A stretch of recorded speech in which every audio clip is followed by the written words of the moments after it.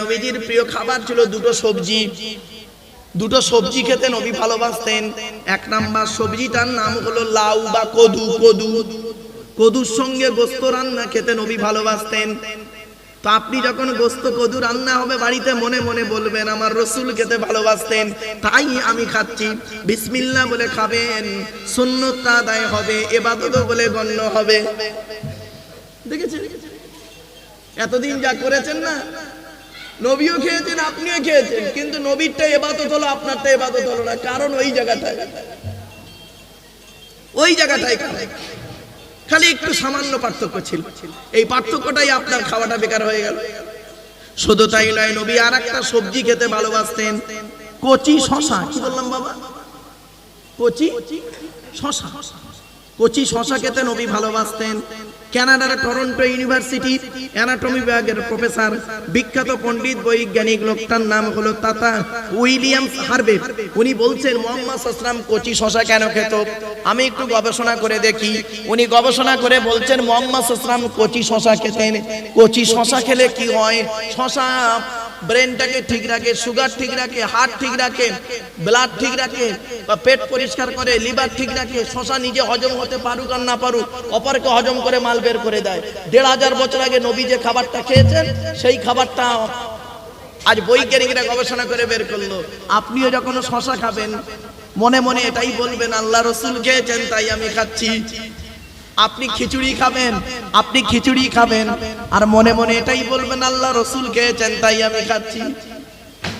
আপনি মিষ্টি খাবেন, মনে মনে বলবেন আল্লাহ রাসূল মিষ্টি খেয়েছেন তাই খাচ্ছি। বিসমিল্লাহ বলে খাবেন, ইবাদত বলে গণ্য হবে। আর কি হবে? সুন্নতটা আদায় হবে। আপনি ঘুমাতে যাবেন, নবী যেভাবে ঘুমিয়েছেন সেইভাবে আপনাকে ঘুমাতে হবে।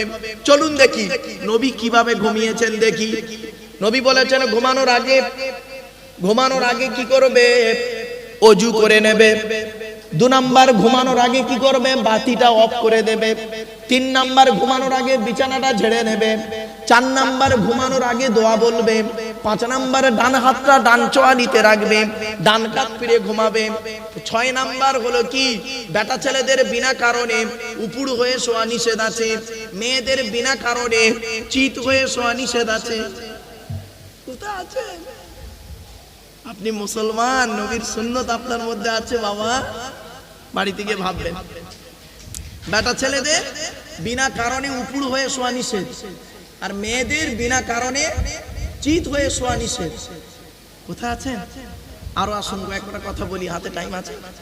একবার দরুদ শরীফ আল্লাহুম্মা দিয়েছে একটা কাগজ, এইটা কি?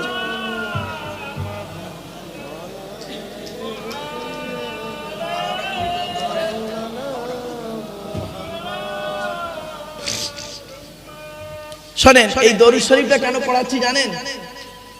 ভাববেন না যে নবী মারুফ সাহেব ভুলে গেছে বলে দরুদ শরীফ পড়াচ্ছে। না না না, আল্লাহর নবী বলেছেন মান সাল্লা আলাইকা ওয়াহিদাতান সাল্লাল্লাহু আলাইহি ওয়াসাল্লাম, যে ব্যক্তি আমার উপরে একবার দরুদ শরীফ পড়বে নামায় আমলনামায় 10টা নেকি লিখে দেবে।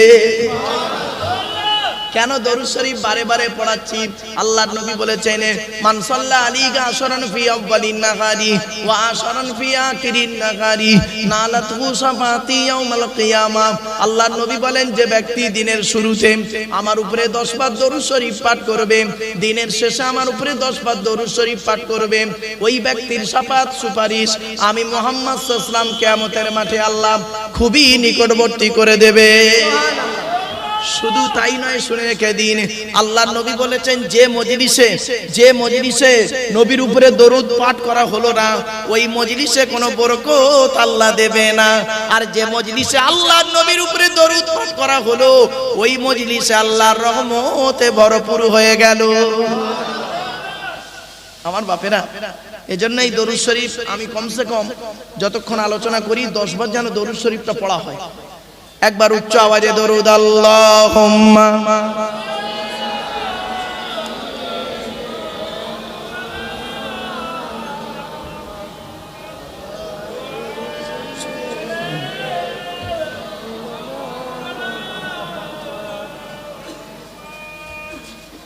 বাবা এতক্ষণ আপনাদের কাছে বিভিন্ন দিক নিয়ে কথা বলেছি, এবারে একটা দিক নিয়ে কথা বলবো, খুব গুরুত্বপূর্ণ কথা। আল্লাহর পরিচয় 4টে বলে দিয়েছি, নবীদের পরিচয় 3টে বলে দিয়েছি, এবারে আমাদের পরিচয় 2টো, তাই তো? এখানে একটা ছোট্ট প্রশ্ন, তার উত্তর শুনে রেখে দিন। ফলতি গ্রামের মা বোনদের বলছি, বাবাজি যুবক ভাইদের বলছি, ভালো করে শুনে নিন।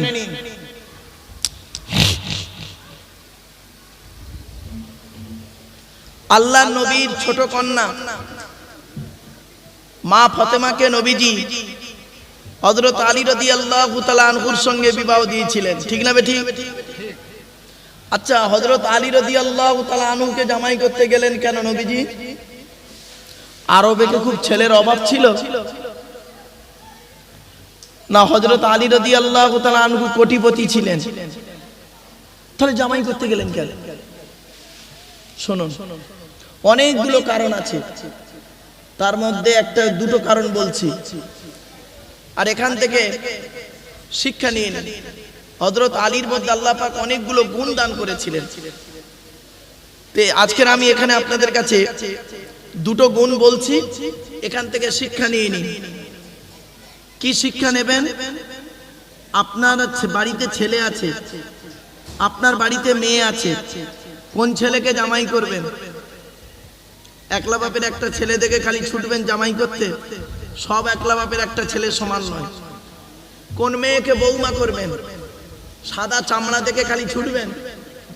সব সাদা চামড়ার মেয়ে ভালো নাই গো বাবা, চলেন। কোন মেয়ে কোন ছেলেকে জামাই করবেন? যে ছেলের মধ্যে 2টো গুণ পাবেন। কটা? 2টো গুণ। আর কোন মেয়েকে বৌমা করবেন? এই কোরআনে আছে, যে মেয়ের মধ্যে 6টা গুণ পাবেন। আগে ছেলেদেরটা বলি, তারপর মেয়েদেরটা বলবো নাকি বাপ? চলেন। ছেলেদের 2টো গুণ কি কি? 1 নাম্বার, ছেলেটি দেখবেন সৎ ছেলে কিনা খবর নেবেন। সৎ কাকে বলে? বক্তব্যের শুরুতেই আমি একটা কথা বলেছিলাম, মনে পড়ছে আপনাদের? 2 ঠোঁটের মাঝখানে, 2 রানের মাঝখানে, ঠিক আছে কিনা খবর। আপনারা বৌমা করতে গেলে মেয়েটার চরিত্র দেখেন, মেয়েটা কটা ছেলের সঙ্গে প্রেম করেছে, মেয়েটার বাম্মা ভালো কিনা, এই সব দেখেন। ছেলেটার তো দেখেন না কটা মেয়ের নষ্ট করেছে। মেয়ের বেলা দেখলেন, ছেলের বেলা দেখলেন না কেন? ছেলেটা নেশাবান করে কিনা। মেয়ে দেখতে গিয়ে মেয়েটাকে বললে, রে মেয়ে ছেলে, কোরআন পড়তে পারো? কোরআন পড়ো। ছেলে দেখতে গেলে ছেলেটাকে কেন বলেন না, এই ছেলে, এই ওযুর ফরজ জানো, গোসলের ফরজ জানো, কোরআন পড়তে পারো? একবারও বলেন না। তাহলে যারা বিয়ের দেখাশোনা করেছেন কত বড় ভুল করেছেন। কবরে ঢুকুন, কিয়ামতের মাঠে আপনাদের সঙ্গে দেখা হবে। আজকের বলে গেলাম। এরপরে আসছি, কোন ছেলেকে জামাই করবেন? যে ছেলের মধ্যে 2টো গুণ পাবেন। 1 নাম্বার, ছেলেটি সৎ ছেলে কিনা খবর নেবেন। 2 নাম্বার, ছেলেটি কর্মী কিনা খবর নেবেন। কর্মী ভাষাটা বুঝে? কর্মী মানে পরিশ্রম করে, কুড়ে নয়, বাপের হোটেলে খায় এমন ছেলে নয়, পরিশ্রম করে। কোন মেয়েকে বৌমা করবেন? এই কোরআনে আছে, শুনে নিন। যে মেয়ের মধ্যে কটা গুণ বলেছি বাবা? 6টা। মুসলিমাতিন, মুমিনাতিন, কানিতাতিন, তাইবাতিন, আবিদাতিন, সাইহাতিন, সাইয়িবাতিন ওয়া আবকারা। 28 নম্বর পারার 19 নম্বর পৃষ্ঠার 11 নম্বর লাইন, সূরার নাম সূরা তাহরিমের 5 নম্বর আয়াত। 1 নাম্বার দেখবেন মেয়েটি মুসলমান কিনা খবর নেবেন। 2 নাম্বার, মেয়েটি বিশ্বাসী মেয়ে কিনা খবর নেবেন। 3 নাম্বার হলো কানিতাতিন, আনুগত্যশীল মেয়ে কিনা খবর নেবেন। দূর থেকে খবর নিয়ে দেখবেন মেয়েটি ওর বাপ আর মাকে ভক্তি শ্রদ্ধা করে কিনা খবর নেবেন। দূর থেকে খবর নিয়ে সঠিক তথ্য যদি পেয়ে যান, মেয়েটি ওর বাপ আর মাকে ভক্তি শ্রদ্ধা করে না। ও যত সুন্দরী মেয়ে হোক, যত কোটিপতি ঘরের মেয়ে হোক, আর যত বড় পীর সাহেব মলি সাহেবের মেয়ে হোক, খবরদার ওই মেয়েকে জীবনে কোনোদিন বৌমা করবেন না। ও ওর নিজের বাম্মাকে ভক্তি শ্রদ্ধা করে না, তোমার বাম্মার পাতে সহজে এক থালা ভাত দিতে চাইবে না। বেশিরভাগ মেয়ের সংসার নষ্ট হয় মেয়ের মায়ের কান ভাঙানিতে, ঠিক না বেটি? বেশিরভাগ মেয়ের সংসার নষ্ট হয় মেয়ের মায়ের কান ভাঙানিতে। এই মেয়ের মায়েদের বলে যাচ্ছি, ফলতি গ্রামের মেয়ের মায়েদের বলে যাচ্ছি, ও মেয়ের মায়েরা, জীবনে কোনোদিন ছেলের মায়ের সঙ্গে কোনোদিন টেক্কা দিতে যেও না।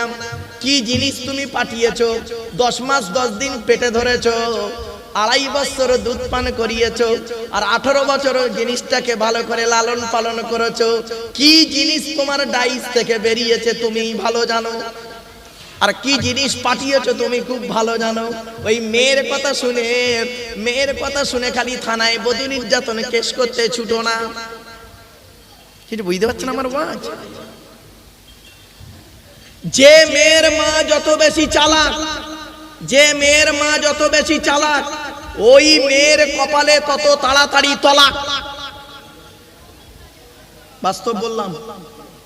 যে মেয়ে দেখবেন বিয়ের পরে, যে মেয়ে দেখবেন বিয়ের পরে স্বামীর কথার গুরুত্ব না দিয়ে ওর বাম্মার কথায় ওঠে বসে, ওই মেয়ের সংসার হলো জাহান্নাম, নরক নরক নরক। অনেক মেয়ে ছেলে আছে দেখবেন স্বামীর কথার গুরুত্ব নেই, ওর বাম্মা যেটা বলে সেটাই করে, ওঠে আর বসে।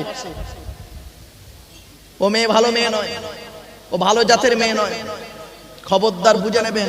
এর জন্য দায়ী কিন্তু মেয়েটা নয়, ডাইসটা দায়ী, ডাইস। বুঝতে পারছেন?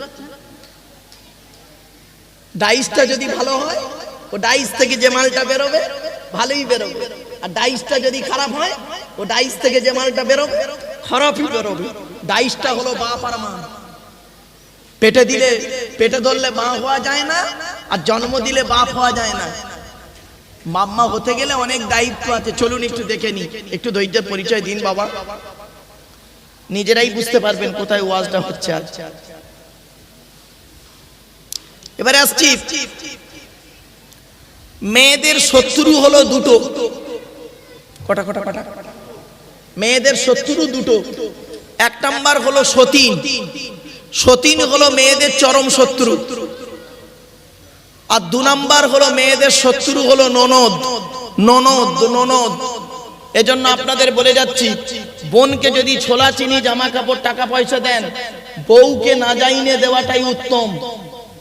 খবরদার বউকে জানিয়ে বোনকে দিতে যেও না, বইয়ের কলজে ফেটে যাবে, এটা স্বাভাবিক। বাস্তবটাই বলে গেলাম আজকে। শুনে রেখে দিন, আল্লাহর নবী একদিন সাহাবীদেরকে বলছেন, ও আমার সাহাবীরা, তোমাদের বাড়িতে কয় শ্রেণীর মেয়ে ছেলে আছে? সাহাবীরা বললেন, হে রাসূল, আমাদের বাড়িতে 4 শ্রেণীর মেয়ে ছেলে আছে। কয় শ্রেণীর? আপনার আমার বাড়িতে কয় শ্রেণীর মেয়ে ছেলে আছে? 4 শ্রেণীর। কে কে? মা, বোন, মেয়ে, বউ। আবার বলছি, মা, বোন, মেয়ে, বউ। আল্লাহ নবী বললেন, এই 4 শ্রেণীর মেয়ে ছেলে জান্নাতি না জাহান্নামী কি করে বুঝবে? সাহাবীরা বললেন, এটা কি করে বলা তো অসম্ভব। নবীজি বললেন, শোনো, যে মেয়ের মধ্যে কমসে কম এই 6টা অভ্যাস থাকবে। কটা কটা কটা? যে মেয়ের মধ্যে কমসে কম এই 6টা অভ্যাস থাকবে, ওই মেয়ে ছেলে যত নামাজ পড়ুক, রোজা রাখুক, হজ করুক, ওই মেয়ে ছেলে জাহান্নামী জাহান্নামী জাহান্নামী। 6টা অভ্যাস কি শুনে নিন। আল্লাহর নবী বললেন, ওই মেয়ে ছেলে নামাজ পড়ে রোজা রেখে জাহান্নামে যাবে যে মেয়ে ছেলে স্বামীর সঙ্গে যখন কথা বলে মেজাজ দিয়ে কথা বলে। অনেক মেয়ে ছেলে আছে দেখবেন স্বামীর সঙ্গে মেজাজ দিয়ে কথা বলে, স্বামীকে কোনোদিন গুরুত্ব দেয় না। ওই মেয়ে ছেলে জাহান্নামী জাহান্নামী জাহান্নামী। ও যত বড় পীর সাহেব, মলি সাহেব, মুফতি সাহেবের মেয়ে হোক। 1 নাম্বার। 2 নাম্বার হলো কি বাবা অসুবিধা হচ্ছে? ও বাবা একটু আগে আগে আসেন না, হয়ে এসছে আর কয়েক মিনিট তো।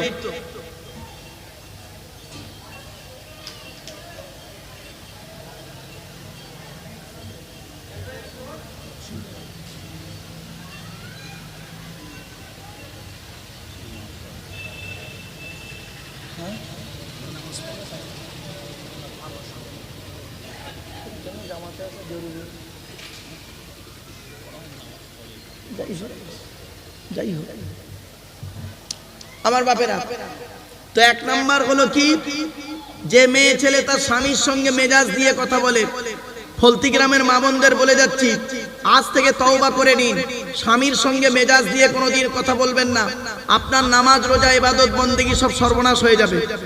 দুই নম্বরে নবী বললেন ওই মেয়ে ছেলে জাহান্নামে যাবে যে মেয়ে ছেলে স্বামীর দুর্নাম বদনাম অন্য লোকের কাছে করে বেড়ায়। অনেক মেয়ে ছেলে আছে দেখবেন স্বামীর দুর্নাম বদনাম বাজারে করে বেড়ায়। তিন নাম্বার হলো ওই মেয়ে ছেলে জাহান্নামে যাবে নামাজ পড়ে রোজা রেখে যে মেয়ে ছেলে স্বামী থাকা সত্ত্বেও অন্য পুরুষের সঙ্গে ব্যভিচারে পরকীয়ায় লিপ্ত হয়। দু ছেলের মা হয়ে গেছে, এখনো অন্য ছেলের সঙ্গে সম্পর্ক রয়েছে। চার নাম্বার হলো ওই মেয়ে ছেলে জাহান্নামে যাবে যে মেয়ে ছেলে বিনা কারণে স্বামীর বিছানা ছেড়ে দিয়ে অন্য বিছানায় রাত কাটায়, ঘুমায়। কোথায় আছেন আপনি? বাড়ি থেকে ভাববেন আপনার মেয়ের মধ্যে এই অভ্যাস থাকলে চেঞ্জ করাবেন, মায়ের মধ্যে থাকলে অভ্যাসটা চেঞ্জ করাবেন, যদি জন্ম আর বাপের মধ্যে কি বলবো ভাইয়ের বোনের মধ্যে থাকলে ভাই হলে এগুলো পরিবর্তন করাবেন। এত সহজ ভাবলেন আপনি? এত সহজ ভাবলেন আপনি? কোথায় আছেন আপনি?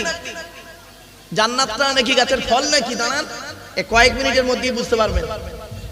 এরপরে নবীজি বললেন ওই মেয়ে ছেলে জাহান্নামে যাবে যে মেয়ে ছেলে স্বামীর পরিবারের সঙ্গে খারাপ আচরণ করে। স্বামীর পরিবারের সঙ্গে অনেক মেয়ে ছেলে আছে দেখবেন স্বামীকে দেখতে পারে, স্বামীকে খুব ভালোবাসে, স্বামীর বাম্মার দেখতে পারে না, স্বামীর ভাই বোনের দেখতে পারে না, স্বামীর আত্মীয় দেখতে পারে না, ও জাহান্নামী জাহান্নামী জাহান্নামী। কোথায় আছেন? 6 নাম্বার হলো ওই মেয়ে ছেলে জাহান্নামে যাবে যে মেয়ে ছেলে তার স্বামীকে বলে যে তোমার সঙ্গে বিয়ে হয়ে আমার জীবন নষ্ট হয়ে গেছে। অনেক মেয়ে ছেলে আছে দেখবেন তার স্বামীকে বলে আমার মতো বউ বলে তুমি বেঁচে গেলে, অন্য কেউ হলে বুঝতে পারতে। কেন, কি হতো? রাগ করবেন না। অনেকে কি বলে জানেন, তোমার সঙ্গে বিয়ে হওয়ার আগে আমাকে কত মাস্টার ডাক্তার ইঞ্জিনিয়ার প্রফেসর দেখতে এসেছিল, আমার বাপ কত ভালো মানুষ সাদামাটা মানুষ বলে তোমার সঙ্গে বিয়ে দিয়ে আমার জীবন নষ্ট করে দিয়েছে। ভাই দেবে কি করে? তুই তো 9 ক্লাস কম মাধ্যমিক পাস। কি বললাম? হ্যাঁ, তুই তো 9 ক্লাস কম মাধ্যমিক পাস, তার একটা ডাক্তার তোর বিয়ে করবে? আমি ভালো বলে বিয়ে করেছি। জন্ম মৃত্যু বিবাহ আল্লাহর হাত। খবরদার মা বোনরা স্বামীদেরকে এইরকম কথা বলে অপমান করবেন না। যত নামাজ পড়ুন রোজা রাখুন হজ করুন জাহান্নামে চলে যাবেন। এত সহজ জিনিস নয়। শুনে নিন এবার, আজকের বাড়ি যাবেন, বাড়িতে গিয়ে রাতের বেলা যখন ঘুমাবেন, রাতের বেলা শুয়ে শুয়ে বালিশে মাথা রেখে 10টা প্রশ্নের উত্তর খুঁজে বের করবেন। 10টা প্রশ্নের উত্তর খুঁজে বের করবেন। যদি আপনি উত্তরটা পেয়ে যান সকালবেলা উঠে বলবেন ইনশাআল্লাহ আমি জান্নাতি জান্নাতি জান্নাতি। আর যদি উত্তরটা না পান তাহলে বুঝে নেবেন আপনি যত নামাজ পড়ুন রোজা রাখুন আপনি জাহান্নামী। 10টা প্রশ্নের উত্তর। কিয়ামতের মাঠে শুনে নিন, ঝপঝপ করে বলে দিচ্ছি বাপ। কিয়ামতের মাঠে 2 দিকের প্রশ্ন হবে। কদিকের? 2 দিকের প্রশ্ন। 1 নাম্বার প্রশ্ন হবে আল্লাহর তরফ থেকে প্রশ্ন, আর 2 নাম্বার হবে বান্দার তরফ থেকে প্রশ্ন। আল্লাহর তরফ থেকে কি প্রশ্ন হবে? আল্লাহ বলবেন নামাজ পড়েছিলিস, রোজা রেখেছিলিস, হজ করেছিলিস, যাকাত দিয়েছিলিস, ঈমান এনেছিলিস? তা আপনি আমি কি বলবো? আল্লাহ মাঝে মাঝে নামাজ পড়েছি, মাঝে মাঝে পড়িনি, মাঝে মাঝে রোজা করেছি, মাঝে মাঝে করিনি। আল্লাহ তুমি মাফ করে দাও, তুমি দয়ালু দয়াবান। আজকে যদি তুমি মাফ না করো আমি জাহান্নামায় চলে যাব। তা আল্লাহ সেদিন দয়ালু দয়াবান ইচ্ছা করলে মাফ করতেও পারে, নাও পারে। ঠিক না বেঠিক? তো আল্লাহর ইচ্ছা। ধরা পড়বো আমরা বান্দার প্রশ্নে। বান্দার তরফ থেকে 10 রকমের প্রশ্ন হবে। ও ফলতির মানুষেরা, বাড়িতে গিয়ে বুকে হাত দিয়ে বলুন এই 10 রকমের উত্তর আপনার মধ্যে আছে কিনা। এক নাম্বার হলো কিয়ামতের মাঠে আল্লাহ আপনাকে প্রশ্ন করবে পুরুষদের এবং নারীদের স্বামী হিসাবে কতটা দায়িত্ব পালন করেছো, বইয়ের হক আদায় করেছো। নবীজি বলেছেন প্রত্যেকটা স্বামীর দায়িত্ব হলো স্ত্রীর উপরে 17টা শিক্ষা দিতে হবে। কটা শিক্ষা? তা বউকে কটা শিক্ষা দিয়েছেন? একটাও তো দেননি। জান্নাত পেয়ে গেছে না? কোন মৌলবী সাহেব বলল, কোন মৌলবী বলল 17টা শিক্ষা দিতে হবে বউকে? একটাও তো দেননি। এক নাম্বার, কিয়ামতের মাঠে আপনি স্বামী হিসাবে কতটা দায়িত্ব পালন করেছেন জিজ্ঞাসা করা হবে। হাতে শর্ট টাইম বাবা। 2 নাম্বার হলো পিতা হিসাবে কতটা দায়িত্ব পালন করেছেন। প্রত্যেক পিতামাতার দায়িত্ব নবীজি বলেছেন ছেলে মেয়ের উপরে 3টে। 4 নাম্বার হলো ছেলে হিসাবে কতটা দায়িত্ব পালন করেছো, বাম্মার হক আদায় করেছো, বাম্মার হক আদায় করেছো। 4 নাম্বার হলো ভাই হিসাবে কতটা দায়িত্ব পালন করেছো। ভাই মারে, বড় ভাই বেঁচে আছে, ছোট ভাই মারা গেছে অ্যাক্সিডেন্টে, ছোট ছোট ভাইপোদের সম্পত্তি নিজের নামে রেকর্ড করে রেখে দিলে তুমি আবার হাজি সাহেব, ছি, তোমাকে হাজি বলতে ঘৃণা লাগে। 5 নাম্বার হলো চাচা হিসাবে কতটা দায়িত্ব পালন করেছো। 6 নাম্বার হলো দুলা ভাই হিসাবে কতটা দায়িত্ব পালন করেছো। শালীর সঙ্গে কিরূপ আচরণ করেছো, হ্যাঁ, শালীর সঙ্গে কিরূপ আচরণ করেছো। শালী 6 নাম্বারে ক খ, কতে বলা হলো দুলা ভাই বা বোনাই হিসাবে কতটা দায়িত্ব পালন করেছো, আর খতে বলা হলো দেওর হিসাবে কতটা দায়িত্ব পালন করেছো। ভাবির সঙ্গে কিরূপ আচরণ করেছো দেওর। নবীজি বলেছেন মৃত্যুর মতো ভয় করো দেওরকে। কোথায় আছেন আপনি? 7 নাম্বার হলো জামাই বাবু, ফুপুর বরকে কি বলেন আপনারা? জামাই বাবু হিসাবে কতটা দায়িত্ব পালন করেছো। ও 7 নাম্বারের ক খ, কতে বলা হলো কি জামাই বাবু হিসাবে কতটা দায়িত্ব পালন করেছো, আর খতে বলা হলো খালু হিসাবে, খালু, খালার বর খালু, খালু হিসাবে কতটা দায়িত্ব পালন করেছো। 8 নাম্বার হলো মামা হিসাবে কতটা দায়িত্ব পালন করেছো। মামা, মামা, মামা। নিজের ছেলেকে মেয়েকে দেখেছো, বোনের বোনাইটা মরে গেছে, বোনের বাচ্চাদের দেখুনি, তোমাকে মামা বলতে ঘৃণা লাগে, কিয়ামতের মাঠে তোমাকে ধরা হবে। কোথায় আছে? 9 নাম্বার হলো দাদু হিসাবে ধরা হবে। দাদু, দাদু, বাপের বাপকে বলে তো নাকি, হ্যাঁ, বাপের বাপ দাদু মানে দাদা, তাকে ধরা হবে। বাপের 4টে ছেলে, বড় ছেলেটা পয়সা দেয় বলে বড় ছেলেকে বিস্কুট কিনে দিয়েছো, আর ছোট ছেলেটা টোটো চালায়, গরিব, কিছু দিতে পারে না বলে তার ছেলেকে তুমি একটা লজেন কিনে দাওনি। তুমি আবার দাদু, তুমি মসজিদে এসে নামাজ পড়ো, হ্যাঁ, তোমার দাড়ি আছে, কবরে ঢোকো, কবরে ঢোকো, আদা রসুন বেটে দেবে, কবরে ঢোক। হারামখোর কোথাকারে, বিয়াদব চিজ, নাচিজ নালায়েক। 10 নাম্বার হলো নানা হিসাবে কতটা দায়িত্ব পালন করেছো। 4টে মেয়ে, বড় মেয়েটা, বড় জামাইটা চাকরি করে, বড় মেয়ের ছেলেকে খুব আদর করে নানা, আর মেজো মেয়েটা গরিব, মেজো জামাইটা টোটো চালায়, বেচারা গরিব মানুষ, তার নাতিদের দেখ, তার ছেলে মেয়ের দেখো না তুমি, তুমি নানা, তুমি নানা, তোমাকে নানা বলতে ঘৃণা লাগে, তোমার নামাজ রোজা ইবাদত কবুল হবে না। বাড়ি থেকে ভাববেন বাবা এ ওয়াজ করার লোকের অভাব আর এ ওয়াজ শোনার লোকের অভাব, ঠিক না বেঠি? এখন তো ওয়াজ হয় দিল জানের মা দিল 6টা আন্ডা, আল্লাহ তার কবরে করো জান ঠান্ডা, এরা বলে সুবহানাল্লাহ, আইদা বলে সুবহানাল্লাহ। চলেন এতক্ষণ ওয়াজ করলাম বাবা, এবারে শেষের দিকে নিয়ে যাব, একবার দরুদ শরীফ আল্লাহুম্মা।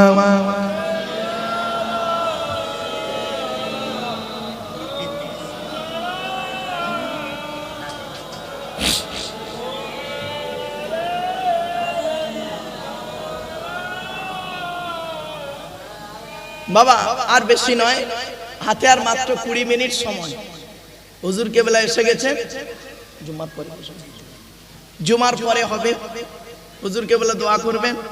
তো আমি আপনাদের এই 20 মিনিটের ভিতরে আমি কয়েক কটা জিনিস বলবো বাবা, আমি বেশি ড্রামা করব না, কায়দা কৌশল করব না, কেন কায়দা কৌশল করার সময় এখন নয়।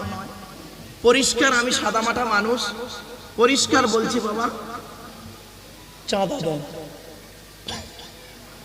চাঁদা দেন, পরিষ্কার কথা, দান করুন, মাল ফেলুন, কিছু করার নেই। আচ্ছা বাপেরা শুনে নিন, ওইভাবে বললে তো রেগে যাবেন, এক্ষুনি রাগ করবেন না। আল্লাহ পাক কোরআনে কি বলছে দেখি, মাসালুল্লাযীনা ইউনফিকুনা আমওয়ালাহুম ফি সাবিলিল্লাহি কামাসালি হাব্বাতিন আম্বাতাত সাবআ সানাবিলা ফি কুল্লি সুমবুলাতিন মিয়াতু হাব্বা ওয়াল্লাহু ইদাইফু লিমান ইয়াশা ওয়াল্লাহু ওয়াসিউন আলীম। 3 নম্বর পারা 3 নম্বর পৃষ্ঠা 7 নম্বর লাইন, সূরার নাম সূরা বাকারার মধ্যে আল্লাহ বলে দিলেন, একটা তোমরা দান করলে তোমাদের দানের অবস্থা কেমন হবে। একটা দানা থেকে একটা শীষ বেরোলো, ওই একটা শীষ থেকে 7টা ফ্যাকড়া বেরোলো, এক একটা ফ্যাকড়ায় কতগুলো করে দানা দিলাম। আমি আল্লাহ ইচ্ছা করলে ডবল করতে পারি, আমি আল্লাহ হলাম প্রশস্তকারী। সেই জন্য অনুরোধ করে বলে যাচ্ছি, বাপ চলে গেছে, মা চলে গেছে, ভাই চলে গেছে, বোন চলে গেছে, বাবা আগামী বছর জলসার জন্য একজন মানুষ কে আছে একটা গরু দান করবে, বাপের নামে, মায়ের নামে, দাদা দাদি, নানা নানি, খালা খালুর নামে। আগামী বছর জলসায় একটা গরু দান করবে, একটা গরু চেয়েছে আপনাদের কাছে, আগামী বছর ইসালে সাহাবে, বাপের নামে, মায়ের নামে, দাদা দাদি, নানা নানি, খালা খালু, ফুপা ফুপু, মামা মামি, শ্বশুর শাশুড়ির নামে একটা গরু দান করবে। এ দান কোনোদিনই বিফলে যাবে না। টাকা ভালো, পয়সা ভালো, আরো ভালো সোনা, মরে গেলে বাবে পাবে তুমি বাঁশ বাগানের কোনা। দান করলে কোনোদিন বিফল হয় না। আল্লাহ রাসূল বলেছেন, ইজা মাতাল ইনসানিন কতান হু আমালুহু ইল্লা মিন সালাসাম ইল্লা মিন সাদাকাতিন জারিয়া আও ইলমিন তাফাউ বিহি আও ওয়ালাদিন সালিহিন ইয়াদউ লাহু। বাবা একজন ব্যক্তি কে আছে 1 কুইন্টাল চাল দান করবে, আগামী বছর জলসায় 1 কুইন্টাল চাল দেবে। 1 কুইন্টাল চাল চেয়েছি আপনাদের কাছে, বাবা 1 কুইন্টাল চাল 100 কিলো দিতে কষ্ট হচ্ছে, 50 কিলো চাল দেবে কে আছে? বাপের নামে, মায়ের নামে দেবে 50 কিলো চাল, দাদা দাদি, নানা নানি, খালা খালুর নামে দেবে 50 কিলো চাল, অথবা 1 টিন তেল দেবে, 1 টিন তেল দেবে আল্লাহর রাস্তে। কিয়ামতের মাঠে আল্লাহ যেন তার নাজাতের ওসিলা বানিয়ে দেয়। বাবা 20 কিলো ডাল চেয়েছে একজন ব্যক্তিকে দেবে, যেটা খুশি সেটাই একটু হাজির হয়ে যান, শরীক হয়ে যান। একটা গরু দান করবে এমন ব্যক্তি কে আছে? 50 কিলো চালের জন্য আপনাদের কাছে ভিক্ষা চেয়েছি, বাম্মা আত্মীয় স্বজনের জন্য দান করুন, এ দান কোনোদিন বিফলে যাবে না। বাবা একজন ব্যক্তি কে আছে একটু দেবেন, একটু হাতটা তুলুন না বাবা। 1 বছর বাকি জলসা, আগামী বছর জলসা।